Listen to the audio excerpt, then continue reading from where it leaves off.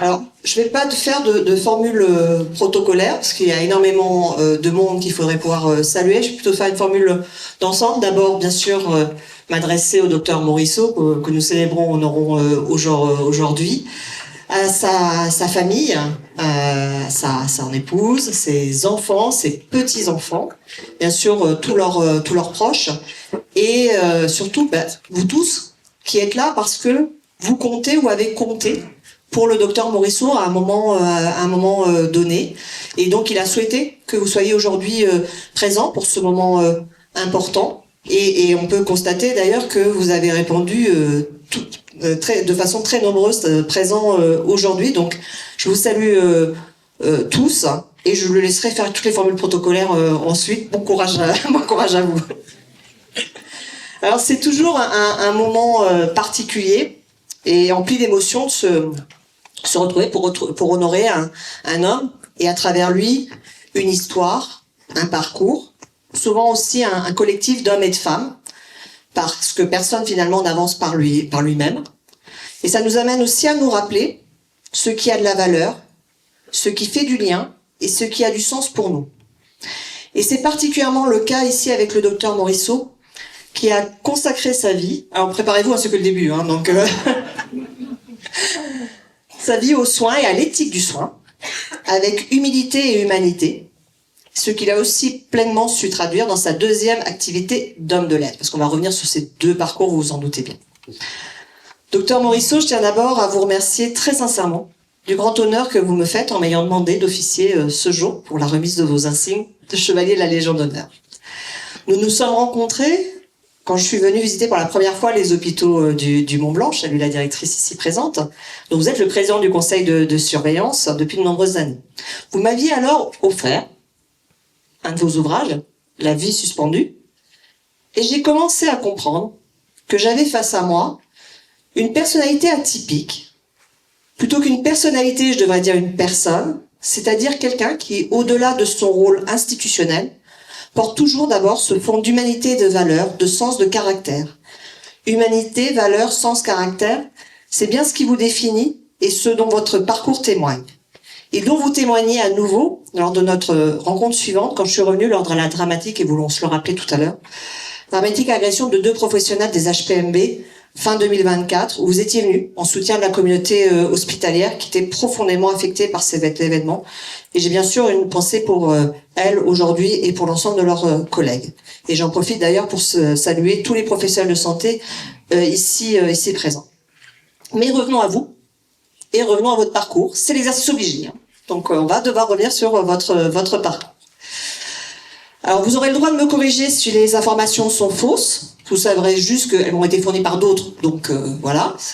Et je précise aussi, bien sûr, que c'est le seul cadre où j'accepte d'être corrigée.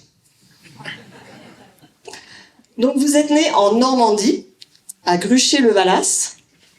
Vous y avez grandi, mais restez aussi très attaché à la Sarthe, votre berceau familial. Vous passiez vos étés et vous continuez encore aujourd'hui à vous y rendre régulièrement. À la suite d'un parcours scolaire classique, où les bonnes notes étaient de rigueur, avec des parents instituteurs et une tante exigeante, après le baccalauréat, vous avez un choix. Soit la médecine, soit les lettres.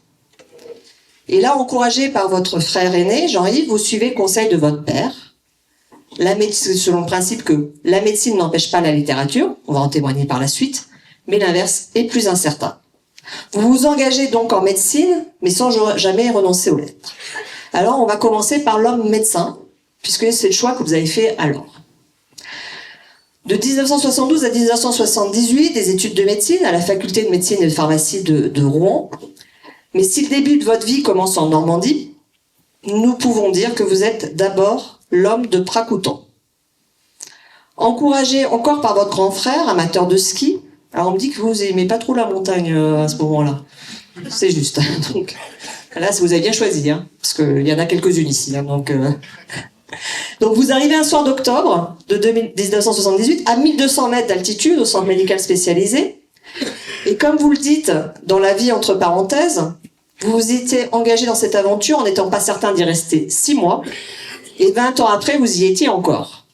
Et 40 ans après, mais dans la vie suspendue, c'était à ce moment-là, c'était encore 20 ans. Donc, mais effectivement, 40 ans après, et puis c'est derrière toute votre vie professionnelle et familiale qui s'inscrit effectivement sur ce territoire.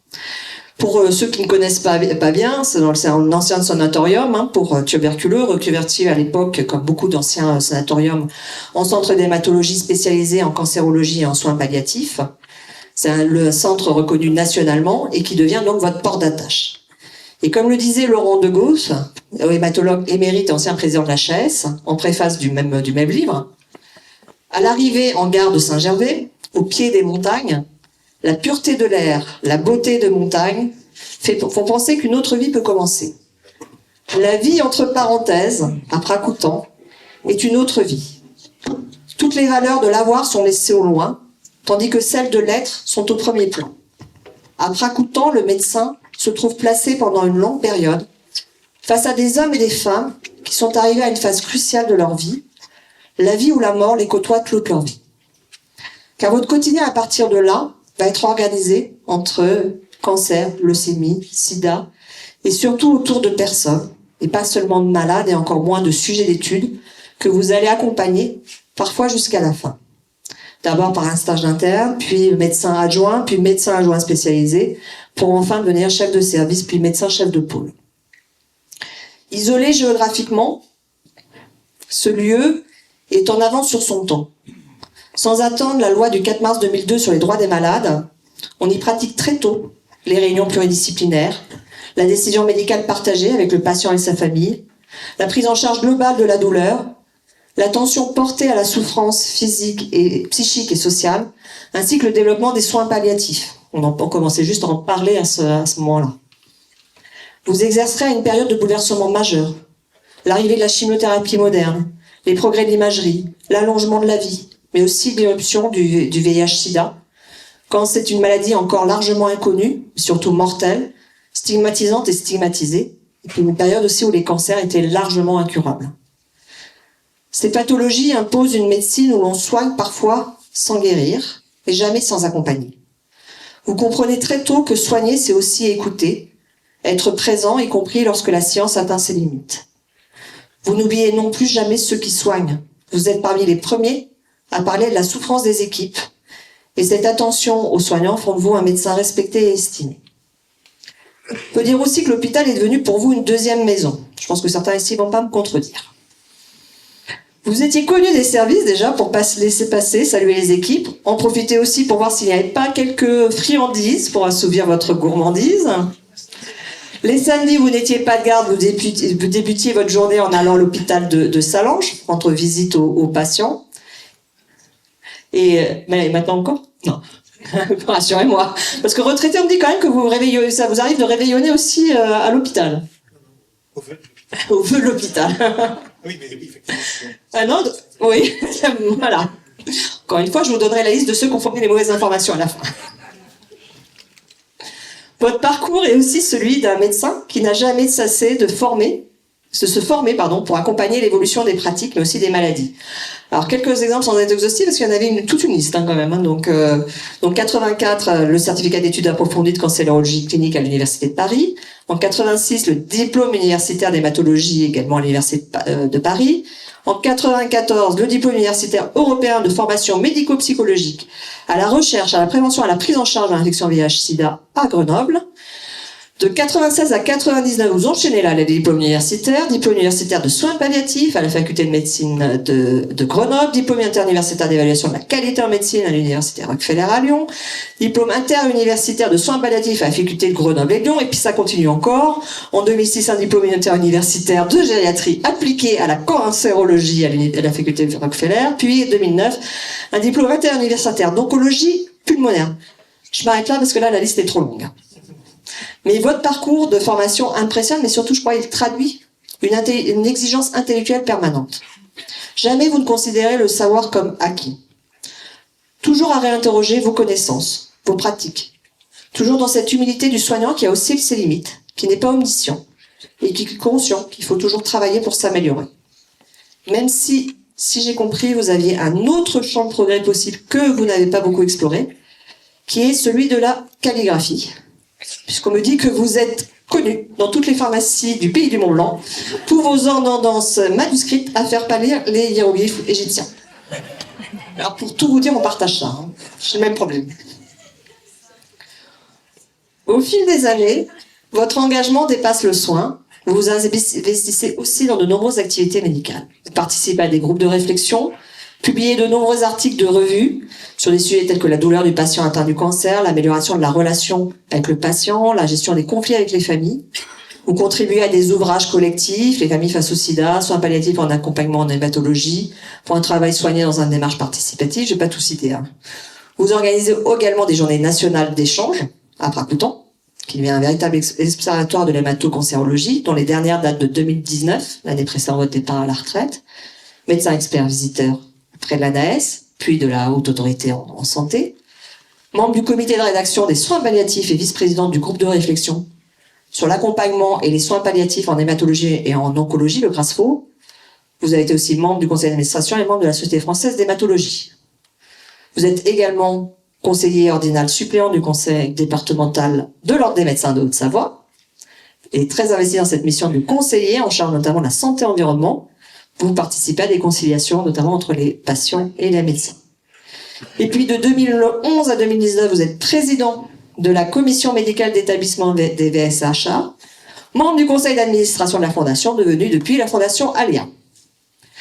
En 2019, mais pas enfin, il y a beaucoup de fonctions.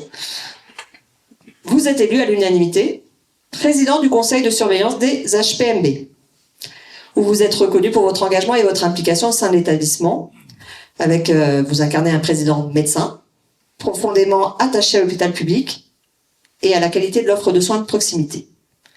Vous avez également été membre de l'association francophone des soins de support en oncologie et être un membre actif de l'association pour la qualité de vie des professionnels de santé qui a été créée en 2020, mais sur la base d'une autre association créée en 1992 sur le constat de souffrance et d'insatisfaction des soignants. À 70 ans, donc plus de 50 ans à vous occuper des autres, vous raccrochez votre blouse. Mais pour autant, vous n'hésitez pas à intervenir dans les soins les centres de vaccination de la Haute-Vallée de l'Arve pendant le Covid, ou à continuer aujourd'hui de porter au sein du conseil de surveillance des HPMB et du conseil d'administration de l'EHPAD de Cluse et du conseil départemental de l'Ordre des médecins. C'est votre vision d'une médecine exigeante mais humaniste, respectueuse des patients et des soignants, de la qualité de la prise en charge des uns et des conditions de travail et de vie en dehors du travail pour les autres. Car comme vous l'écrivez, parce que je vous rappelle que vous m'avez envoyé tous vos ouvrages, on les a lus. Ben non, merci à vous surtout. Donc comme vous l'écrivez, la mission du médecin est de soulager, de soigner, mais aussi d'écouter, pour mieux comprendre quel homme et quelle femme se cachent précisément derrière son patient. Le devoir du médecin, c'est d'être disponible, d'être présent quand il faut, c'est encore de trouver les mots justes, ceux qui apaisent, ceux qui rassurent. À l'hôpital, l'espace et le temps se raccourcissent. Il y a ce que le soignant transmet à la personne malade, et il y a ce que le patient retourne à ceux qui s'occupent de lui. Ce que vous avez porté finalement dans votre exercice professionnel, dans votre écriture, c'est cette éthique d'un accompagnement profondément humain et humaniste, où chaque malade reste unique, n'est pas un objet de soin et encore moins un cas. C'est d'abord une personne, comme ses proches, mais aussi les soignants eux-mêmes, chacun finalement avec ses fragilités, ses contradictions ou ses émotions. Un monde de la maladie finalement profondément humain, qui appelle à la bienveillance et à l'écoute. Et c'est ce que vous avez aussi voulu traduire et transmettre dans l'écriture. Car parallèlement à la médecine, il y a l'écriture. Étudiant, vous travaillez pendant les vacances comme chroniqueur au Maine Libre, journal local dans la Sarthe. Je vous rappelle que j'ai exercé en Pays de la Loire, donc moi je connais le Maine Libre. L'écriture n'est pas un passe-temps, elle est déjà une manière de comprendre, de relier, de donner du sens. En parallèle avec la médecine, vous écrivez votre premier livre, La vie en parenthèse, témoignage de la vie à Pracoutan, et pour lequel vous recevez en 2000 le premier prix de la Fondation Robert et Jacqueline Zitoun, sous l'égide de la Fondation de France. Vous livrez dans ce premier ouvrage 20 ans d'expérience sur le monde médical, et il y aura ensuite d'autres ouvrages. Vous écrivez avec la même exigence que vous soignez. Vous écrivez en permanence, le jour, même parfois la nuit, que ce soit sur l'ordinateur ou des notes manuscrites, hein, toujours problème de l'écriture quand même, hein, avec des papiers à portée de main, parfois si petits qu'effectivement votre écriture en devient illisible, même pour vous-même. Vous contribuez également à des ouvrages collectifs, écrivez régulièrement des chroniques de livres médicaux, et avec une montagne de livres dans votre salon, c'est naturellement que vous intégrez l'association Montagne en Page, qui organise de belles rencontres littéraires, et notamment le Salon international du livre de montagne de Passy, dont vous collectionnez toutes les affiches et les programmes depuis 35 ans. J'imagine l'état de l'appartement. Hein. Et dont vous assurez la présidence depuis plus de 20 ans. Particulièrement actif dans la promotion de la littérature et de la montagne, vous êtes un homme de culture capable de faire dialoguer médecine, littérature, montagne et société. Un homme de culture reconnu puisque vous êtes nommé en avril 2022 chevalier de l'ordre des arts et des lettres. Alors celle-là, je ne pouvais pas vous la remettre. Hein. Cher monsieur docteur Morisseau, vous avez excellé dans les deux domaines qui vous inspirent, la médecine et les lettres. Et on peut dire finalement que vous avez bien fait de suivre les conseils de votre père. Il serait fier de vous comme l'est votre famille aujourd'hui présente, votre épouse Simone, dont on m'a dit, hein, j'ai fait confirmer quand même l'anecdote en arrivant, qu'il a quand même fallu 45 ans de vie commune pour que vous passiez l'un et l'autre la bague au doigt. Et par contre, beaucoup moins de temps pour perdre votre alliance. Une semaine, on m'a dit. Moins d'une semaine même. Vos fils, Guillaume et Olivier, ici présents, vos petits-fils, 3 petits-fils aussi présents, dont un qui a manqué un petit peu d'école aujourd'hui, mais franchement, ça valait la peine. Ainsi que tous vos nombreux amis venus de plusieurs horizons. Votre parcours est impressionnant et force le respect. Derrière le médecin et l'écrivain, il y a un homme passionné, profondément humain et engagé, qui porte haut les valeurs du service public et de l'éthique du soin et de l'accompagnement. Cette cérémonie qui nous réunit aujourd'hui vient parfaire une reconnaissance méritée à plus d'un titre. Aujourd'hui, en vous remettant les insignes, cher docteur Morisseau, la République reconnaît votre parcours professionnel exceptionnel et vous honore, mais elle honore également à travers vous toutes les équipes de Pracoutan, des hôpitaux du Mont-Blanc, de la Fondation Alia et l'ensemble du monde des soignants. Cher docteur Morisseau, la République vous remercie et permettez-moi d'ajouter, au nom du monde de la santé que je représente ici, notre profonde reconnaissance et notre admiration. Alors maintenant, il va falloir passer au moment délicat et dangereux. Il y en a qui s'en sont pas remis. Hein. Alors ce serait utile que quelqu'un vienne me tenir le micro, parce que c'est déjà assez dangereux comme ça, si en plus j'ai une main occupée. Alors, docteur Morisseau, non, il ne faut pas vous éloigner, sinon je vais avoir du mal. Au nom du président de la République et des pouvoirs qui me sont délégués, je vous nomme chevalier de l'ordre de la Légion d'honneur.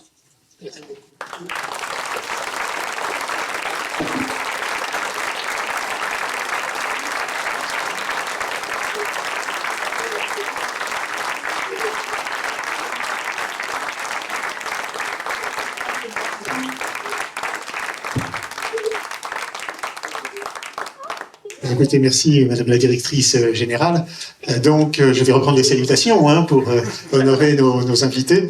Donc, Madame la Directrice Générale, Monsieur le Maire, Messieurs les Présidents du Conseil départemental, Mesdames et Messieurs les élus, mes chers collègues, mes chers amis, et je voudrais associer à ces salutations ma famille ici présente, et puis avoir une pensée pour mes parents qui auraient été bien surpris d'ailleurs de cette cérémonie cet après-midi. En tout cas, Madame la Directrice Générale, je vous remercie infiniment d'avoir libéré une plage de votre agenda pour venir présider cette cérémonie qui, au-delà de ma propre personne, je pense, distingue, vous l'avez dit, les établissements auxquels j'ai collaboré, que ce soit à Pracoutan, qui était un établissement étonnant par son isolement géographique et par son insertion dans le milieu de l'oncologie et de l'hématologie et des soins palliatifs en France, ou que ce soit les hôpitaux du pays du Mont-Blanc, qui sont tout à fait remarquables par leur double activité saisonnière orientée vers la médecine de montagne, leur réponse aux besoins de proximité de la population, et puis ces deux établissements ayant en commun de mettre la personne malade et son entourage au centre de leurs préoccupations, et surtout de s'inscrire dans une dynamique d'amélioration de la qualité et de la sécurité des soins, comme l'a remarqué et noté Monsieur Le Mayeux lors de leur dernier conseil de surveillance. Mais je voudrais, madame, vous dire combien j'ai été touché par les mots aimables que vous avez dit tout à l'heure et qui sont très agréables à entendre de son vivant. Et en tout cas, cela m'a libéré de la tentation qui a toujours été la mienne de mettre un bémol sur ce que je suis, sur ce que je fais, sur ce que j'écris, sur ce que je préside, dans la mesure où j'ai plutôt la mentalité ou la personnalité d'un adepte du savoir-suivre plutôt que celle d'un leader, en particulier d'un leader charismatique que je ne pense pas être. En tout cas, je vous ai sollicité pour que vous me remettiez ces insignes parce que j'ai été là encore très touché l'année dernière lorsque vous êtes venu réconforter le personnel des urgences. Et vraiment, je m'associe au mot de compassion et de considération à l'égard de nos collègues. Et puis, je voudrais vous dire que vous avez donné ce jour-là une image bienveillante et humaine de l'ARS que l'on a trop souvent tendance à considérer peut-être comme une institution comptable qui sert et dessert les cordons d'une bourse qui, si j'ai bien compris, et depuis 40 ans d'activité, cette bourse n'est pas toujours pleine à rabord. En tout cas, je voudrais vous remercier encore une fois, et puis vous dire que vous avez montré une attention particulière au service public, et notamment au service public hospitalier, qui est, rappelons-le, notre héritage commun. Comme disait, je crois, Jaurès, l'héritage de ceux qui n'en ont pas. Et je pense que nous avons tous été marqués par ce que représente le service public pour la population, et pour ma part, j'ai toujours été attaché à l'esthétique et à l'éthique du service public, et je crois qu'on est nombreux dans cette salle à partager cela. J'ai beaucoup apprécié l'élégance de l'intention avec laquelle on nous demande de servir l'intérêt général et de servir une cause, pas un fonds de pension ou un groupe d'actionnaires. Et puis j'ai été aussi très attaché à l'exigence de la solidarité et de l'équité avec laquelle nous devons travailler tous les jours. Mais à côté de ces problèmes-là, je pense que j'ai été toujours convaincu qu'il fallait adopter une éthique tous les jours et sans défaillir, je dirais. Et j'ai toujours attaché beaucoup d'importance à l'éthique de comportement. Enfin, j'ai trop vu autour de moi des gens qui pensaient que le progrès relevait de vocifération et de hurlement. Et je me suis toujours bien gardé de tomber dans ce travers, si bien que j'ai souvent été considéré comme quelqu'un de relativement faible. Et enfin, je ne le regrette pas. Et puis, là où j'ai pas toujours réussi à convaincre, c'est dans le domaine de l'éthique de management. Je sais que l'hôpital, en général, qu'il soit public ou privé, du reste, est un système complexe, au sens où l'entendait Michel Crozier dans les années 60, quand il décortiquait les phénomènes bureaucratiques. L'hôpital public est une juxtaposition de féodalité qui avait du mal à communiquer les unes avec les autres, qui avait du mal à se réformer et qui, en fin de compte, perdait en efficacité et entraînait des dépenses d'énergie considérables avec un certain degré de souffrance des soignants, etc. Et donc, avec un certain nombre d'amis, et j'ai eu la chance de faire la connaissance au siècle dernier, de Philippe Colomba, que vous connaissez sans doute, hein, et que vous connaissez certainement, parce qu'il nous marque tous beaucoup, et qui est aujourd'hui professeur émérite à l'université de Tours, et que j'ai suivi dans les différents groupes de travail qu'il a pu créer, groupes de travail pluriprofessionnels, ce qui était quand même assez exceptionnel à l'époque, portant sur les soins palliatifs, la souffrance des soignants, et plus récemment la démarche participative, de façon à améliorer les conditions de vie au travail des professionnels de santé. Alors l'idée était relativement simple, elle suppose, je pense, un changement de mentalité qui consiste tout simplement à écouter les acteurs de terrain, à reconnaître leurs valeurs, à valoriser leurs connaissances et surtout à les faire participer au processus décisionnel de façon à ce que les décisions soient mieux comprises, donc mieux appliquées, avec un retentissement semble-t-il évident, sur les conditions de vie au travail et avec un retentissement qui intéresse les directeurs, à savoir un taux d'absentéisme réduit et puis un recours à l'intérim moins laborieux, je dirais. Et donc, j'ai eu cette chance de participer avec Philippe Colomba à l'évolution de ces groupes de travail, avec tous les soignants qui l'ont accompagné. Mais en dehors de ces problèmes éthiques, j'ai été toujours marqué par les règles de conduite que l'on doit appliquer dans notre pratique quotidienne. Je ne parle pas des problèmes de conduite automobile, parce que là, j'aurais beaucoup à apprendre de Bernard, notre ami du conseil départemental, qui a une grande carrière de conducteur derrière lui, ou Christian Montaigne aussi, qui est un pilote émérite. Non, je parle des règles de conduite dans la vie quotidienne hospitalière. Ces règles de conduite, finalement, j'ai pu les acquérir lors de mes stages hospitaliers au CHU de Rouen. Et ces règles de conduite sont en fait l'humilité, le devoir et le respect de la dignité des personnes, y compris les personnes dans le coma. Et ça, le premier jour où je suis arrivé à l'hôpital, un chef de clinique, Georges Louvet, qui était ensuite président de la Société de pneumologie, je crois, nous a réunis en nous disant que la médecine sécrétait la prétention alors qu'elle devait enseigner chaque jour l'humilité. Et qu'on pouvait tout dire à condition de savoir comment le dire. J'ouvre une parenthèse pour dire que Georges était le chef de clinique de la salle Jacques Arnaud à Rouen, et que cette salle avait été baptisée en l'honneur du médecin directeur du Grand Hôtel du Mont-Blanc, au plateau d'Assy, qui avait été fusillé par les nazis pour avoir refusé de livrer la liste des patients juifs hospitalisés dans son service. Et donc je pensais normal d'honorer cette grande figure de l'histoire locale et de l'histoire du plateau. Et d'ailleurs à Rouen, il y avait aussi une salle Garneau, mais aussi une salle Taubé, une salle Joly. Et là, je salue l'un des héritiers de ces grands pionniers de l'époque tuberculeuse, de l'aventure tuberculeuse. Donc à côté de l'humilité, le deuxième élément, c'est le devoir. On n'a eu qu'un seul cours de psychologie médicale en 6 ans, je crois, de fac. Et on a été un jour réunis par un psychiatre de ville, le docteur Picard, je me souviens, qui nous a dit que être médecin, c'est comme être parent. C'est assumer beaucoup de devoirs et ne s'arroger aucun droit. Et ça, j'y ai pensé d'autant plus quand j'ai eu des enfants auxquels je n'ai jamais rien imposé, pas même de faire de l'oncologie médicale. mais je n'avais rien à leur imposer parce que vraiment, c'était 2 enfants parfaits. Et ils sont toujours parfaits. Donc, voilà.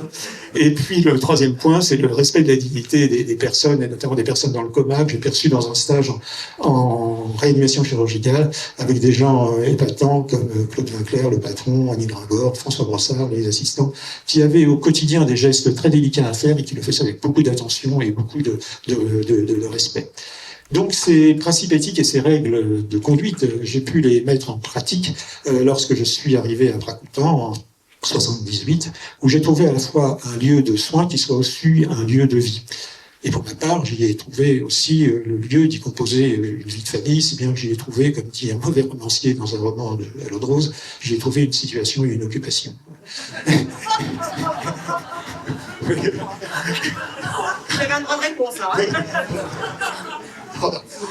Non, mais c'est une citation, la citation d'un auteur, peut-être d'un auteur mineur, mais d'un auteur quand même. Enfin, à Brakoutan, on a vécu une aventure, vous l'avez rappelé, une aventure exceptionnelle, hein, qui était inscrite dans la meilleure des traditions sanatoriales, qui était fondée à la fois sur la compétence et l'ouverture. La compétence, elle était liée aux artisans de la reconversion du sanatorium en centre d'hématologie, et puis elle était surtout liée aux personnes qui étaient là en place et qui m'ont accueilli, qui m'ont accepté comme j'étais, avec le caractère qui était le mien, avec les connaissances qui étaient relativement faibles, hein, et puis qui m'ont aidé à progresser au cours de ces 40 ans de vie professionnelle. Et sans vouloir alourdir la durée de cette cérémonie, je voudrais quand même les citer parce que c'est tout à fait normal. Donc je voudrais bien sûr citer Simone Brony, qui est le médecin-chef emblématique de l'établissement, sans laquelle nous ne serions pas là ce soir, parce que lorsqu'il y avait une menace de fermeture de l'établissement en raison de risques naturels et en raison d'autres raisons, elle a su convaincre les autorités pour justement maintenir l'établissement à flot et en assurer la pérennité. Et puis elle nous a beaucoup impressionnés par ses connaissances, son sens clinique, son autorité naturelle, son charisme, sa générosité, son ouverture sur les autres, sa façon de...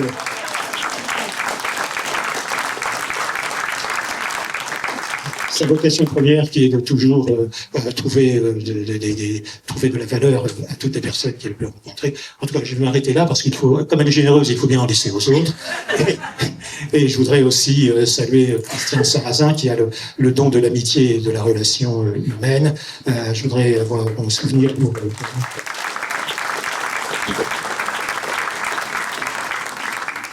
Je voudrais rappeler Monsieur Beau, qui était un pneumologue reconverti, Monsieur Beau qui portait bien son nom dans le cœur des vieilles dames. C'était charmant. Donc il y avait quand même du sentiment. Et puis aussi Patrick Couffette, qui avait l'art de l'observation, toujours tout en couleur. Edith Prache, qui avait la science de la transfusion. Gilles Villot, avec lequel j'ai travaillé vraiment en osmose pendant pas mal de temps et qui était vraiment quelqu'un de très rassurant. Je voudrais aussi rappeler la présence un peu plus tard de Christiane Magé-Moraf, qui était agrégée de Napat et qui est venue après autant nous aider à comprendre ce qu'était la bienveillance, la bientraitance et le bien-être. Et puis, je n'oublie pas non plus nos amis étrangers, marocains, malgaches, syriens, libanais, qui vraiment nous ont impressionnés à la fois par leur qualité professionnelle et humaine, et qui ont vécu à titre individuel des situations difficiles dont ils ne sont jamais plaints. Et je pense que ça, c'est une leçon de vie qui force le respect. Et merci d'être là aujourd'hui.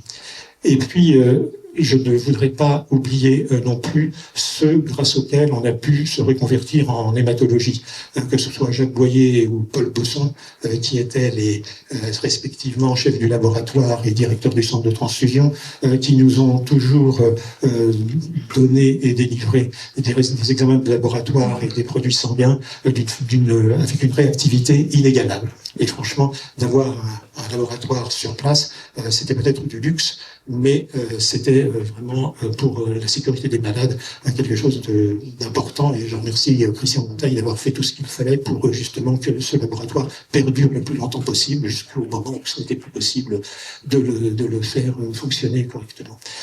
Après, je voudrais aussi ne pas oublier finalement deux figures emblématiques de Pracoultan, à savoir le président Barjot et puis M. Puch.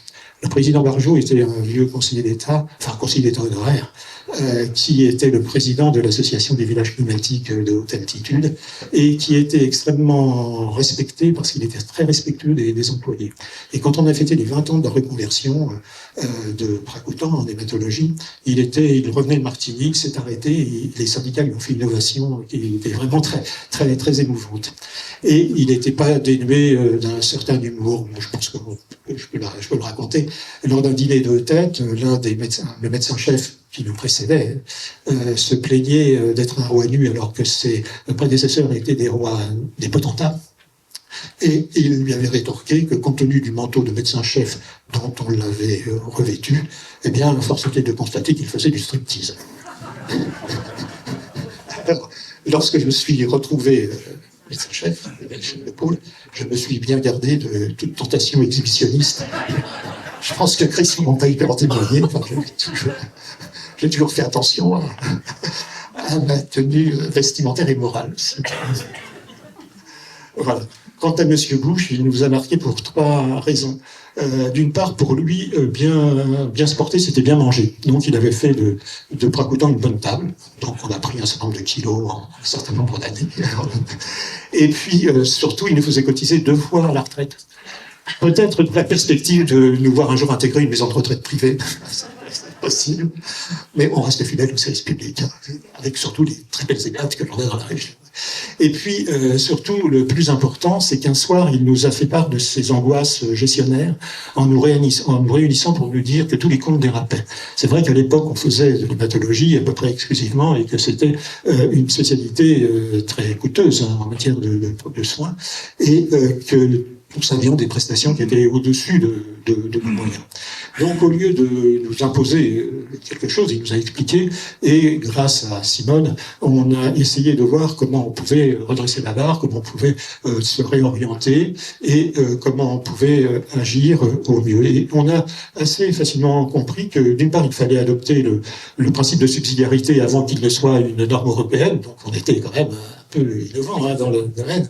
Et puis, d'autre part, on a compris que pour faire de la médecine utile et efficace, il ne fallait pas faire de la médecine dispendieuse et surtout qu'il ne fallait pas faire de la médecine au-dessus de nos moyens. Et en cela, on reprenait un peu l'idée de Georges Mathey qui, avec sa fille dans les années 70, avait écrit un livre « La médecine est au-dessus de nos moyens ». C'était à l'époque des 30 Glorieuses, donc déjà, ça traînait. Donc on a essayé de faire une médecine utile à notre portée, et on a essayé de comprendre que l'on devait être des médecins raisonnables, que l'on devait avoir une pratique raisonnée, et que l'on devait être des agents économiques responsables. Je pense qu'on l'a compris et c'est avec ces principes que l'on a pu assurer la pérennité de l'établissement et qu'on a pu le relocaliser, je pense, dans de bonnes conditions il y a quelques années. Mais ce qui a été le plus marquant dans notre carrière, vous l'avez rappelé, c'est la décennie 80 où l'on a dû prendre en charge des personnes atteintes du sida. Et on a découvert des personnes, toute une population, plusieurs types de populations qu'on ne connaissait pas, qu'on a appris à comprendre, qu'on a appris à connaître et qu'on a appris à respecter aussi. Et on a pu comprendre à ce moment-là ce qu'était le travail d'équipe. Et je voudrais rendre hommage au personnel qui était présent à ce moment-là, parce que nous avons tous travaillé, tous regardé dans la même direction, en essayant d'espérer des jours meilleurs. Et finalement, l'avenir radieux est arrivé, mais il est venu plutôt de l'Ouest plutôt que de l'Est, celui-là. En tout cas, je voudrais vraiment remercier tous les membres de cette équipe formidable, où nous avons tous ensemble pris les mêmes risques, que ce soit en piquant, en prélevant, en pensant, en changeant plusieurs fois par jour, plusieurs fois par nuit. On ne peut pas imaginer ce qu'était cette maladie qu'on a vu apparaître et qui s'aggravait d'une façon très, très violente. Donc vraiment, je vous remercie tout à fait, encore une fois, toutes les personnes qui ont participé à cette aventure. Mais ce que je voudrais dire aussi, c'est que donc on s'est inscrit dans une certaine forme de qualité des soins, mais on a aussi eu la chance de pouvoir s'ouvrir sur les autres. Vous avez rappelé que j'ai fait un certain nombre de formations, j'ai participé à des groupes de travail, mais peut-être pour m'aérer et pour voir autre chose que les montagnes. Mais aussi, je pense qu'on a eu beaucoup de chance de travailler en symbiose avec nos collègues parisiens, lyonnais, marseillais. Alors, la liste est tellement longue que je ne peux pas les citer tous, mais enfin, je voudrais quand même citer l'équipe du service de Jean Bernard à Paris, notamment Laurent Degausse, Michel Marty, Gisèle Brecht, et puis l'équipe de Créteil avec Félix Reyes, que vous avez peut-être connu, et puis à Lyon, Pierre Biron et tous les gens du centre Léon Bérard, Denis Fier, Louis Talé-Brerio, Archambault, Guillota, et puis à Marseille, Roger Favre, à Saint-Étienne, Pascal Auriol. Enfin, je veux dire, on avait tout un groupe d'amis qui nous ont aidés à progresser. Et l'un d'eux disait, et Christian Sarrazin le rappelle souvent, l'un d'eux disait, je viens à Rakoutan m'inscrire sur la liste d'altitude avant d'être inscrit sur la liste d'aptitude. Voilà. Donc c'est quand même incroyable d'avoir dans cet endroit vraiment perdu dans la montagne connu autant de personnes qui nous ont amenés à progresser. Et puis, j'ai été, quand je me suis retrouvé chef de pôle dans le sud de mon plein gré, j'ai été très aidé par les collègues du centre Léon Bérard qui m'ont épaulé lors des concertations pluridisciplinaires, parce que l'enjeu, c'était d'offrir aux personnes de la population des traitements identiques à ceux qu'ils auraient eu s'ils avaient fait 300 km pour aller à Lyon. Et je remercie vraiment, donc encore une fois, Pierre Biron, mais aussi les docteurs de Seine, Méus, Rivoire, Bachelot, Trélan, Saltel, Schwezoff, tous ceux, et CHU de Grenoble, Lorette et Plavois, et puis Thomas Walter, l'hôpitalier de Rosario, enfin, des gens vraiment formidables qui ne hiérarchisaient pas les relations professionnelles qu'ils avaient avec un médecin d'un centre de soins de suite, en fait, et de proximité. Donc vraiment, ça c'est aussi une leçon de comportement qu'il est bon de rappeler. Il y a eu une aventure intéressante pour moi, ça a été effectivement l'émission que j'ai pu faire pour l'HAS, où j'ai pu faire un tour de France à la fois hospitalier et gastronomique, je crois qu'on peut le dire, et ces visites qui a été effectuées en groupe avec, par ordre alphabétique, un cadre infirmier, un directeur et un médecin, étaient très enrichissantes parce que finalement, on était tout un groupe qui regardait ensemble dans la même direction et qui avait envie de revoir et de s'interroger sur ce que devaient être les modalités de gouvernance d'un hôpital. Et nous avons pu avoir des différents hôpitaux que l'on a pu accréditer à l'époque, on a pu avoir une vision totale. C'est-à-dire que on a pu voir comment il était important d'interfacer, puisque c'était le jargon utilisé à l'époque, comment il était possible d'interfacer les différentes fonctions de l'hôpital, de façon à les faire travailler ensemble, de façon à les faire se comprendre et de façon à gagner en efficacité. Le problème, c'est qu'effectivement, la certification, l'accréditation est devenue certification avec un certain nombre d'items extrêmement difficiles à remplir, et on a peut-être perdu ce côté humain qui consistait tout simplement à faire travailler ensemble les personnes et à les s'enrichir au contact des différentes de leurs fonctions respectives. Mais cela m'a beaucoup intéressé. À côté de cela, bon, j'ai eu la curiosité, après un passage à Paris où j'avais été à Réménérone sur une péniche amarrée rue Saint-Guillaume à Paris. J'ai eu la curiosité d'aller voir un peu ailleurs ce qui se passait. Et puis, c'est comme ça que j'ai été élu au Conseil de l'Ordre comme suppléant, de façon tout à fait modeste. Mais j'ai pu trouver des personnes tout à fait amicales, très compétents, très épris de justice et très connaisseurs de la déontologie. J'ai beaucoup appris avec ces personnes et j'ai pu effectivement essayer de faire passer des messages lors des visites d'inscription des nouveaux inscrits. Et je pense que c'est vraiment, je ne regrette pas toutes ces années que j'ai passées en leur compagnie. Maintenant que j'ai bientôt atteint par la limite d'âge. Et ça a été vraiment très bien. Et compte tenu de cette implication au Conseil de l'Ordre, j'ai été coopté par le président de l'époque, Jean-François Knopf, et par Christian Minguet et Jean-Louis Maire, qui était médecin à Salange et qui était aussi membre du Conseil. J'ai été coopté pour faire partie du Conseil d'administration, puis du Conseil de surveillance des hôpitaux du pays de Mont-Blanc. Et là, j'ai trouvé très intéressant de pouvoir croiser à la fois les informations que j'avais pu glaner lors de mes visites pour l'HS, et puis ce que je pouvais constater au sein de l'hôpital. Et je ne serai jamais assez reconnaissant à Georges Morand, le maire de Salange, que j'ai vu arriver, qui m'a fait confiance et qui m'a permis d'accéder au poste de président du conseil de surveillance. Et je pense que c'est intéressant que ce soit un médecin qui soit président d'un tel conseil de surveillance, parce que ça permet de créer du lien et de faire un peu le lien, et surtout de préserver l'hôpital contre toute tentation d'instrumentalisation, si j'ai bien compris.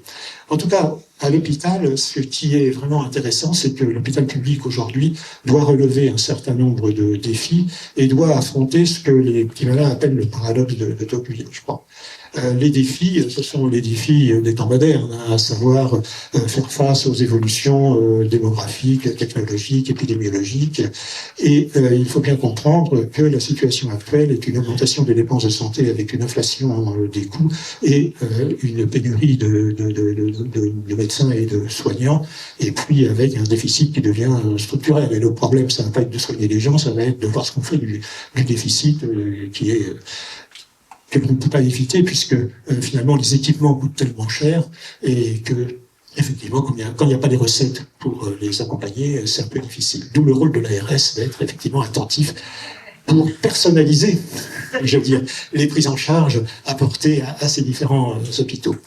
Mais ce qui est aussi difficile, c'est d'affronter ce que je crois on appelle le paradoxe de Tocqueville, c'est-à-dire qu'on a fait en 40 ans, je prends la longévité de ma carrière, en 40 ans, on a fait des progrès considérables. Je veux dire, on a soigné les leucémies, on a soigné, enfin, je pense, je sais pas ce qu'en pense Bertrand, mais on a fait des progrès en hématologie qui sont considérables, on a fait des progrès dans tous les domaines, les greffes, les maladies génétiques, etc. Mais on se focalise sur les dysfonctionnements qui peuvent persister et on les hypertrophie et on manipule la population, la société, pour justement s'élever contre ces différents dysfonctionnements qui existent, parfois, et qu'il faut essayer de régler, mais qui masquent toutes les avancées qui ont pu être faites. Donc, finalement, la difficulté est très difficile, et c'est pourquoi je voudrais aussi rendre hommage aux directeurs avec lesquels j'ai beaucoup échangé, que ce soit Yvon Richir, qui était un professionnel de l'accréditation, hein, que vous avez connu, et avec lequel je discutais très volontiers de l'évolution de l'hôpital, et puis Aude Malaisie, qui est très attentif à projeter l'hôpital dans l'avenir, et surtout à anticiper sur ce que seront les problèmes sanitaires et sociaux d'ici quelques 10 ans, 15 ans, 20 ans. Et je pense que l'enjeu à l'heure actuelle pour les hôpitaux, c'est effectivement d'adopter le principe de subsidiarité, c'est-à-dire qu'on fait ce qu'on peut faire, ce qu'on sait faire, etc. Mais il ne faut pas non plus perdre en autonomie et en savoir-faire local. Et je pense que le plus important, c'est de maintenir une stratégie d'investissement qui permet de maintenir un hôpital en bonne qualité fonctionnelle, de façon à le rendre attractif. Parce que c'est ça qui est important, et de façon à adopter une stratégie d'accueil à la fois pour les personnes, mais pour les personnels, mais aussi pour les personnes malades, mais aussi pour les personnels. Et ça, je pense que il est important donc d'avoir cette stratégie d'accueil et cette stratégie d'ouverture sur la ville. C'est le rôle des CPTS, de façon à fluidifier les flux de malades et de façon à ne pas engorger les services d'urgence, et de façon aussi à faire en sorte que les EHPAD soient également des EHPAD de bonne qualité, administrés de façon provisoire puis permanente par des gens de grande qualité que l'on a ici au premier rang. Et donc, je pense que c'est vraiment nécessaire d'évaluer ce que l'on sait faire, de pouvoir le faire correctement.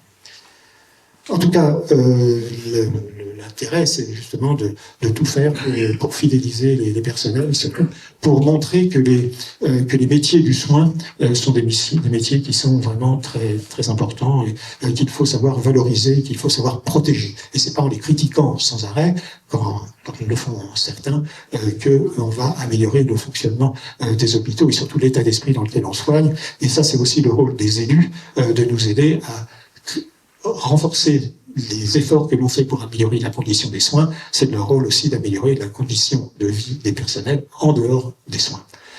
Et je voudrais peut-être arrêter là cet inventaire un peu testamentaire. Et je pense que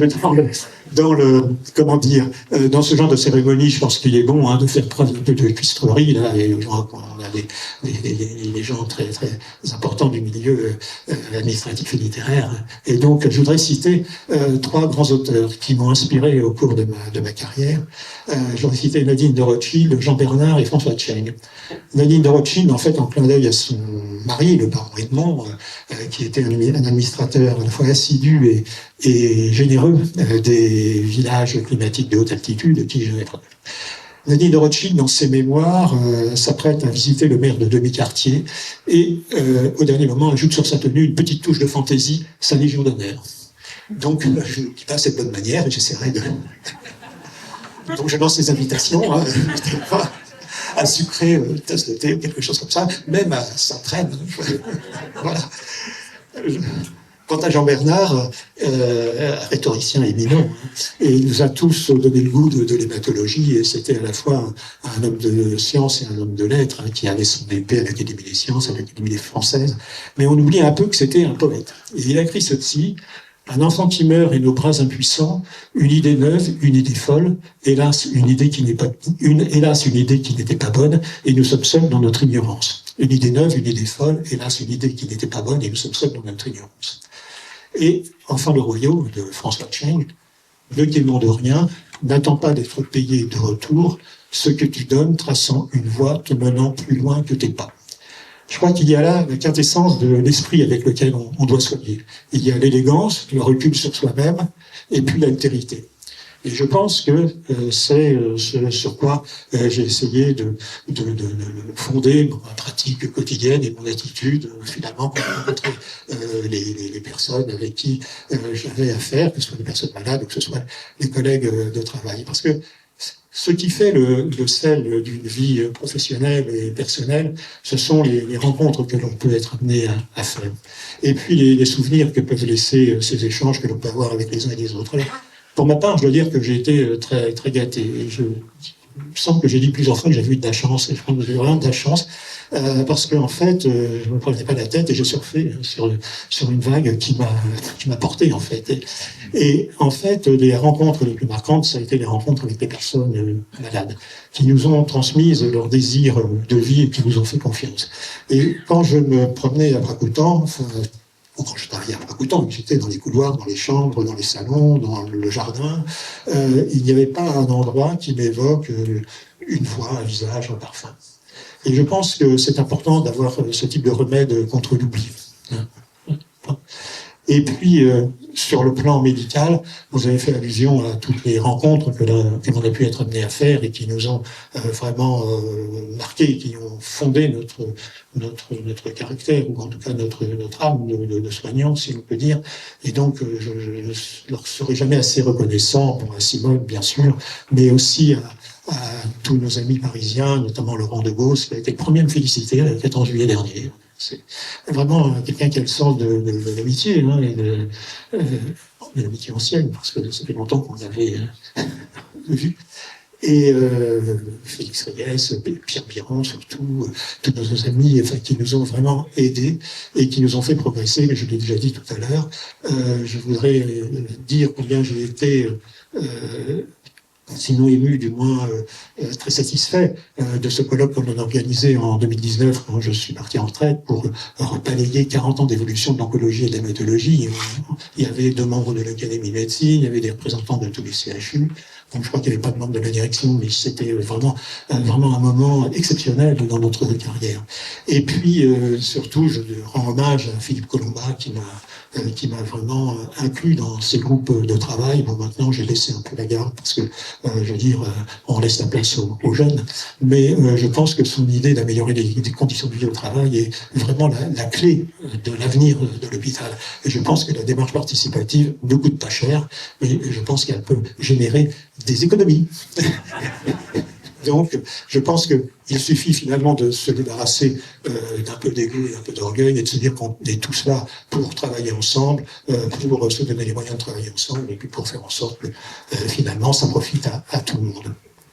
Et puis, vous avez fait allusion au fait que j'avais eu des activités culturelles. Alors bon, je ne sais pas, le mot peut-être un peu hypertrophié, mais c'est vrai que j'ai reçu il y a une quinzaine d'années une patate chaude des mains de François Garde, qui était le président fondateur du Salon du Livre de Montagne à Passy, et qui m'a demandé de le remplacer.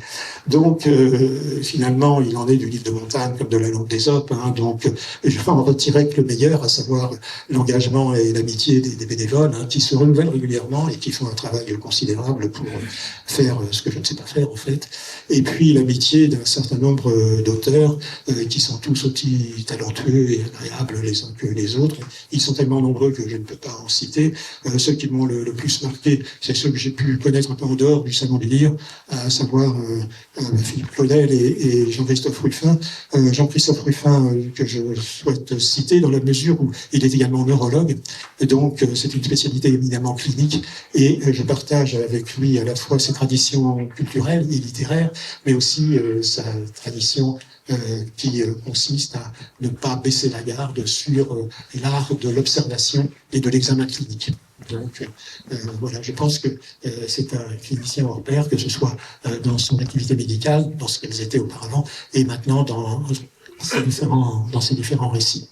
Et puis sur le plan culturel, je voudrais rendre hommage à un type hors norme qui nous regarde peut-être en vidéo.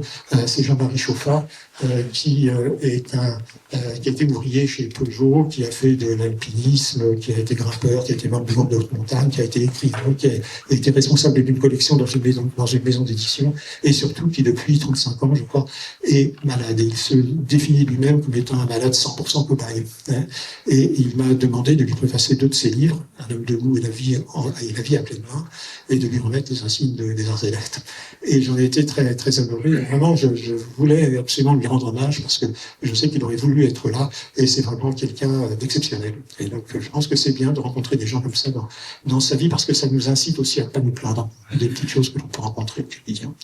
Et puis, j'ai été très surpris aussi d'être coopté comme administrateur de la FACIM, la Fondation pour l'Action Culturelle Internationale en Montagne, et ça m'a permis de connaître mieux le patrimoine des pays de Savoie, des Deux-Savoie, forcément, et puis aussi de la vallée et aussi de la vallée d'Ost, dont on est à la fois proche et lointain. Et je salue la présence là du commercial qui est journaliste dans le Val d'Ost. Et puis je voudrais dire tout le bien que l'on peut penser du patrimoine de Savoie, de Haute-Savoie, pardon, qui est très riche. Et je salue l'arrivée du président. Je voudrais aussi dire que, à côté des relations que l'on peut avoir avec les personnes malades, des relations que j'ai pu avoir avec mes collègues, avec les acteurs du monde culturel, je pense que ce qui est vraiment le plus important dans une vie, c'est les relations que l'on peut avoir avec sa famille. Et là encore, j'ai eu beaucoup de chance. J'ai eu beaucoup de chance parce que j'avais des parents qui ne m'ont jamais mis la pression, qui me laissaient faire ce que je voulais. Alors bien sûr, mon père m'a dit c'est plutôt médecine plutôt que de faire des lettres, mais en fait, j'étais plutôt engagé à faire médecine parce que j'imaginais que être médecine, c'était se retrouver dans la peau d'un personnage de ces romans d'André Soubiran. Je pensais que je serais un médecin romantique qui ferait des tas d'aventures. Et finalement, je crois que j'ai rapidement déchanté. Enfin, je ne me suis pas retrouvé avec un chapeau pointu et un clistère dans les bras comme dans le Molière, mais bon, j'ai trouvé que c'était peut-être un peu trop scientifique pour moi. En tout cas, j'ai fait des études très confortables grâce à mes parents. Mes parents qui ont excité ma curiosité et qui m'ont fait connaître très vite les livres, la musique classique et l'opérette, le théâtre, les voyages en France, les visites de monuments, de musées, les voyages aussi dans les pays limitrophes de la France, sauf l'Espagne, parce qu'il y avait Franco. Donc c'est plutôt bien, mais aussi parce qu'il faisait très chaud. Ils m'ont aussi emmené en Andorre, où j'ai failli être victime d'une tentative d'enlèvement. Mais pour ça, c'était une anecdote. Et puis, j'ai eu beaucoup de chance, parce que vraiment, ils ne m'ont jamais fait la moindre remarque. Si mon père peut-être de corriger mes fautes d'orthographe. Et puis, ma mère, elle avait quand même l'obsession de me voir faire de l'exercice physique. Donc, je pouvais faire ce que je voulais à l'école, mais il fallait que je fasse de l'exercice physique et du sport, et puis que je me tienne droit, et que je perde mon accent normand. Et quand j'ai été collé à l'ENA, à l'oral, elle me dit, c'est pas étonnant avec ton accent normand. Bon. Et donc, voilà, peut-être que les examinateurs n'étaient pas vraiment férus de langue régionale. C'est dommage pour eux. Et en tout cas, bon, j'avais pas spécialement de difficultés. Les leçons de morale étaient réservées à ma tante maternelle qui me disait que je n'aurais jamais le sérieux de mon frère. Et ce qui en dit long, d'ailleurs, sur l'idéalisation des enfants qui sont issus de la génération du baby-boom, qui ont surfé sur une vague très favorable avec un spot en mai 68. Et je suis reconnaissant à mon frère de m'avoir appris à jouer au bridge en mai 68, ce qui est devenu vraiment un intérêt très net. Et puis de m'avoir fait jouer au tennis. Et 10 ans après, il m'a prêté une petite voiture pour que je vienne à Pracoutan retrouver Simone. Simone, que j'avais empêché de dormir pendant 3 ans parce que nos parents étaient voisins et j'ai braillé toutes les nuits pendant 3 ans. Donc, bon courage aux futurs parents. Et donc, à Pracoutan, bon, j'ai du mal à exposer le versant intime de ma vie et de ma personnalité, mais disons que l'on a mené à la fois une vie personnelle et une vie professionnelle équilibrée, et que ça n'a jamais retenti, je pense, sur nos travaux respectifs, et que ça n'a jamais nuit à nos collègues, même si un collègue peut-être un peu jaloux disait dans mon dos que j'étais le prince consort. Enfin, le prince consort d'une reine mère dont les joyaux étaient offerts par la convention collective de la FEAP. Je pense qu'il n'y avait pas de quoi les exposer au Louvre. En tout cas, dans cette vie familiale, je suis extrêmement reconnaissant à Simone de m'avoir permis d'aller 1 an à Paris lors d'une aventure un peu extra-médicale qui m'a beaucoup apporté parce que ça m'a permis de découvrir d'autres horizons et de connaître un peu ce qu'étaient les questions sociales. Voilà, donc c'était très intéressant, et de voir un peu que finalement les économistes de la santé qui avaient valorisé l'effet d'offre dans les années 70 avaient manqué un peu de clairvoyance, parce que c'est pas en réduisant l'offre de soins à une époque où la demande explose que règle la situation. D'accord ? D'accord. Et puis, surtout, dans notre aventure familiale, ce qui a été formidable, c'est d'avoir 2 grands-enfants, qui sont gentils, aimables, affectueux, compétents, perfectionnistes, et qui savent tout faire. Ils savent faire tout ce que je ne sais pas faire, donc la marge de progression était quand même assez forte. En tout cas, ils sont formidables, et ce sont 2 bons numéros. 2 bons numéros sur lesquels ne se sont pas trompés Chloé et Elodie, qui sont 2 bons numéros complémentaires, de très bons numéros complémentaires. et qui ont fait entrer dans la famille deux spécialités culinaires que je ne connaissais pas, à savoir la salade de quinoa et le farcement. Et puis, on a la chance d'avoir trois petits rayons de soleil qui étaient là tout à l'heure, et Arthur, Gaspard, Léon, et qui sont extrêmement gentils, qui mangent de tout, notamment des pois, qui commencent à jouer aux cartes, et qui commencent, comme leur grand-oncle, à jouer au Monopoly, sauf que lui, il jouait en vrai, pour le vrai. Et puis, je les remercie, parce qu'ils ont quitté l'école aujourd'hui pour venir ici, mais qu'ils se rassurent, maintenant qu'ils ont un grand-père qui est décoré de la Légion d'honneur, ils pourront prétendre faire des études au Britannique militaire de la Flèche. Vous connaissez? Non, c'est une boutade évidemment, mais ce serait l'occasion d'aérer un peu notre maison de famille dans la Sarthe, qui se trouve dans l'arrondissement de la Flèche, et c'est aussi l'occasion de faire un clin d'œil au maire de ce petit village, Bruno Poulet, qui a pendant de nombreuses années travaillé au musée de la Légion d'honneur à Paris. Donc voilà, c'est cette occasion. En tout cas, je voudrais aussi dire combien j'ai été surpris tout à l'heure de voir apparaître Isabelle Lemaître, qui était une amie d'enfance. On a été dans la même classe de la 6e à la dernière année de fac. On a fait les mêmes sections, la section D, etc. Et vraiment, j'étais surpris de le voir apparaître, et je lui suis très reconnaissant d'avoir fait le voyage de Paris. Et alors, ce qui est assez étonnant, c'est qu'avec Isabelle, avec François, le frère de Simone, et puis Thierry, un autre copain, on a fait les mêmes études, qu'on a commencé au lycée de Lillebonne, en Seine-Maritime. Et ce lycée a trois particularités. D'une part, il est situé à côté de la tour où Guillaume le Conquérant a fomenté l'attaque de l'Angleterre. Le deuxième point, c'est qu'il a eu un prof de gym qui est devenu, il y a 2 ans, 3 ans, un phénomène d'édition, qui est Sapin de Four, qui a fait, je sais pas, 1 million d'exemplaires en racontant son histoire avec son chien, hein. Mouillé, chien mouillé. Donc voilà, faut que ça plaise. Hein. Et puis le troisième point, c'est que le lycée était exactement dans l'axe de la maison natale d'Annie Ernaux. Et alors, ce qui est très étonnant, c'est que on a habité, il s'appelle Salon et moi, dans la rue Stanislas-Gérardin, la rue où Annie Ernaux avait fait son petit nid d'amour avec son étudiant. Et que j'ai un petit pied à terre à Paris, à Annecy, qui est la rue adjacente de la rue où elle habitait quand elle était en poste en Haute-Savoie. Si bien que, au cours d'une carrière, je suis passé du petit paysan cauchois qui voulait jouer au domino dans la boutique d'une épicerie au petit bourgeois grognon d'Annecy, en passant par l'étudiant famélique rouennais. Donc finalement, j'aurais pu devenir un personnage de roman, mais en fait, non, j'ai rien eu à venger, parce que finalement, j'étais plutôt satisfait de mon sort. Donc voilà, tout est bien. Mais pour conclure, et je suis désolé d'avoir été peut-être un peu long, pour conclure, ce que je voudrais dire, c'est que ce qui est important dans une vie, c'est d'avoir connu le bonheur d'être utile. Le bonheur d'être utile en répétant en se débarrassant de tout problème d'orgueil et d'ego inutile. C'est d'avoir connu le bonheur d'être utile et d'avoir connu le bonheur de servir le service public.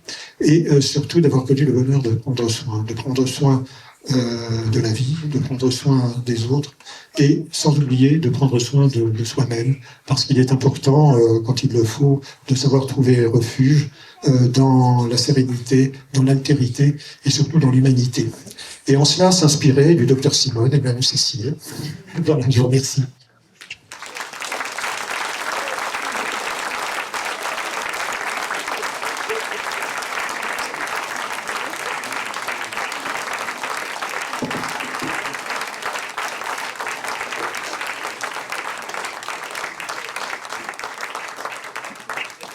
Alors encore, vous avez des serveurs des gourmandises qui vous attendent, et tout doit disparaître parce qu'effectivement, il ne faudrait pas qu'il y ait des problèmes de contamination bactérienne, parce que les urgences étant surchargées. Il faut effectivement penser à l'activité d'un établissement, mais peut-être pas en excès.